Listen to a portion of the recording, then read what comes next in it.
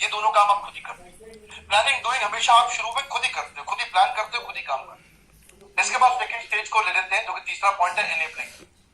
और एनेबलिंग मतलब दूसरों से काम कराते हो, एनेबल करते हो टीम को, मैन पावर हायर करते हो, उनको एनेबल करते हो, उनको समझाते हो कैसे करना है, उनको देखते हो, उनको ऑब्जर्व करते हो, फिर वो करना शुरू कर देते हैं। और उसके बाद फाइनली हम लोग तीसरी स्टेज ले लेते हैं, जिसमें चौथा और पांचवा पॉइंट वो क्या है, मॉनिटरिंग और कंट्रोलिंग। मॉनिटरिंग कंट्रोलिंग मतलब आप उनसे ही काम करा रहे हो, उन्हीं को मॉनिटर कर रहे हो, और उन्हीं की जो डेविएशन है उसका कोर्स करेक्शन दे रहे हो, उसको बोलते हैं कंट्रोलिंग, यानी कि ठीक कराना उनसे काम। मैंने 3 स्टेजेस में डिवाइड किया। पहले स्टेज में आप खुद ही काम करते हैं, दूसरी स्टेज में आप टीम से काम कराते हैं, और तीसरी स्टेज के अंदर जाते हैं और टीम काम करती है, आप दूर से उनको मॉनिटर और कंट्रोल करते हैं। इसमें दूसरे और तीसरे स्टेज बहुत इंपॉर्टेंट है, लोगों से काम कराना और उनके काम को मॉनिटर कंट्रोल करना। नवरत्ना के फ्रेमवर्क पे आने से पहले मैं आपको बताता हूँ, आप लोगों को मॉनिटर और कंट्रोल करते हो कि क्या वो प्रोडक्ट के डिफेक्ट्स तो नहीं दे रहे ज्यादा, उनके नंबर ऑफ एरर्स कम हो रहे हैं कि नहीं हो रहे हैं, ये अलग अलग मैट्रिक्स बनाने पड़े जरूरी है। अगर कोई सेल्स का आदमी है तो उसने सेल्स कितनी करी, रेवेन्यू कितना दिया, पोटेंशियल क्लाइंट कितने नए उसने बिल्ड किए, नंबर ऑफ फोन कॉल वो कितनी कर रहा है, नंबर ऑफ क्लाइंट विजिट कितनी कर पा रहा है, नंबर ऑफ एक्टिव लीड्स कितनी है उसकी। एक्टिव लीड मतलब जितने लोग कह रहे हैं बाल खरीदूंगा खरीदूंगा खरीदूंगा, उसको एक्टिव लीड बोलते हैं। नंबर ऑफ यूनिट्स कितने प्रोड्यूस किया अगर वो मैन्युफैक्चरिंग में है। एक कस्टमर को हैंडल कितनी देर में करता है, ऐसा तो नहीं एक कस्टमर 10 मिनट में कंप्लीट हो जाना चाहिए था, लेकिन वो लगा रहा है 30 मिनट, टाइम ज्यादा लगा रहा है, वेस्टेज हो रहा है, या फिर फॉल्ट कॉल रेजोल्यूशन दे पा रहा नहीं दे पा रहा, उसके वर्क एफिशिएंसी के मैट्रिक्स बनने चाहिए। चलिए फ्रेमवर्क पे आते हैं। आपके सामने कुछ स्टेप्स लिखे। पहला स्टेप लेते हैं, अपने नवरत्न किसको सोचते हो, कौन है आपका नवरत्न, उसका नाम लिखो सबसे पहले। कौन है वो आदमी जिसके अंदर पोटेंशियल, परफॉर्मेंस, स्किल, विल सब कुछ है। हो सकता है ऑर्गेनाइजेशन छोटी हो तो ज्यादा नाम आपको ध्यान में ना आए, अगर ऑर्गेनाइजेशन बड़ी हो तो ज्यादा नाम होंगे। पर अगर ऑर्गेनाइजेशन छोटी है तो जो भी 1 2 3 4 5 जितने भी लोग हैं उनमें से अभी किसी एक का नाम तो सबसे इंपॉर्टेंट बात। उसके बाद में ये लिखिए कि उसकी कौन सी कॉम्पिटेंस ऐसी है जो 3/10 है, और कौन सी कॉम्पिटेंस ऐसी है जो 7/10 है। 3/10 की वो कॉम्पिटेंस होती है कि जो आदमी को काम करना नहीं आता है वो नहीं कर सकता। फॉर एग्जाम्पल डेटा में काम करने वाले व्यक्ति को, जिसको डेटा पढ़ना, एक्सेल फाइल बनाना, रिपोर्ट्स तैयार करना, स्टेटमेंट और शीट्स को पढ़ना, ये लोग वो हैं जो बड़े प्रोसेस ओरिएंटेड होते हैं। इनको बोलो सेल्स करके आओ, सेल्स नहीं कर पाएंगे। और जो सेल्स करने वाले लोग हैं, बातचीत करने वाले लोग हैं, उनको बोलो सारा डेटा पे काम करो तो वो डेटा पे नहीं कर पाएंगे। तो देखिए कि किसका कौन सा 3/10 है, 7/10 है। फॉर एग्जाम्पल मेरे को कुकिंग करने नहीं आती, कुकिंग मेरा 2/10 होगा। फॉर एग्जाम्पल बिजनेस ट्रेनिंग करना, लोगों को समझाना सिखाना, ऑर्गेनाइजेशन को रन करना, ऑर्गेनाइजेशन को विजन डायरेक्शन देना, मेरा 8/10 9/10 हो सकता है। तो मैं उसी पे काम करूंगा।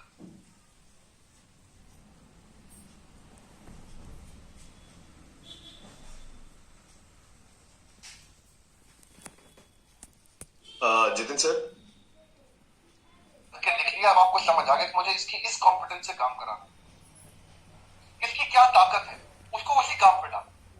हर एक से हर एक काम नहीं कराए जाते, उसकी ताकत के हिसाब से उससे काम कराओ। क्योंकि मछली को तो पेड़ पे चढ़ाना नहीं है, ये तो आप कई बार सुन चुके हैं मुझसे। मछली पानी में तैरेगी, पेड़ पे बंदर चढ़ता है।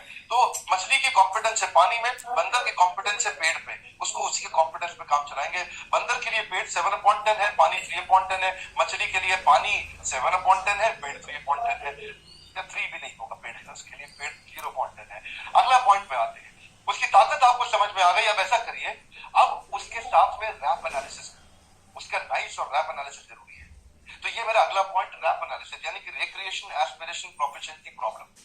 देखिए वो सामने वाला जो आपका एम्प्लॉय है, जो आपका लीडर है, जो आपका नवरत्न है, उसको क्या करना अच्छा लगता है, मजा किसमें आता है, रिक्रिएशन। एस्पिरेशन, वो करियर में बनना क्या चाहता है, वो पहुंचना कहां चाहता है। प्रोफिशिएंसी, उसकी एक्सपर्टीज किस चीज में, प्रॉब्लम, उसको कौन सा काम करना पसंद नहीं। कई बार आप उसको एक ऐसा काम दे देते हो जिसको सुनते उसकी सांस फूल जाती है, घबरा जाता है, ये क्या दे दिया कर, तो वो यानी कि प्रॉब्लम पर है। और प्रोफिशिएंसी मतलब जिस चीज में बहुत एक्सपर्ट है। जब आप उसका कॉम्पिटेंसी लिख चुके हो, उसका रैप एनालिसिस कर चुके हो, तो उसका कनेक्टर यही है, उसका कनेक्टर, उसका रैप एनालिसिस ही उसका कनेक्टर है, उसका नाइस एनालिसिस उसका कनेक्टर है, उसका नीड, इंटरेस्ट, कंसर्न, एक्सपेक्टेशन, वो चाहता क्या है। जब आपको ये समझ में आ गया उसकी ताकत क्या है, वो चाहता क्या है, आपने उसका 7/10 लिख लिया, उसकी कॉम्पिटेंसी लिख ली, उसका नीड, इंटरेस्ट, कंसर्न, एक्सपेक्टेशन लिख लिया, उसका रिक्रिएशन, एस्पिरेशन, प्रोफिशिएंसी, प्रॉब्लम लिख लिया, आपको समझ आ गया भाई अब इससे मुझे बात क्या करनी।